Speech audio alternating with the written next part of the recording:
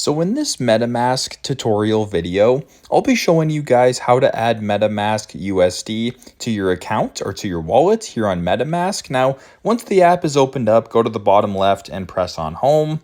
Once you guys are here at the top where it says add funds, press on the black button.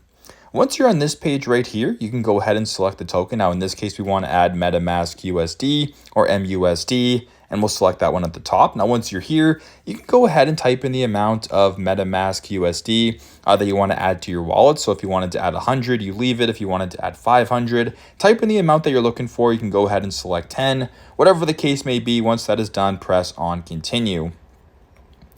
Also, one more thing, I'll go back here for a second. If you want to do this through Apple Pay, you can leave it. You can also do this through debit or credit as well.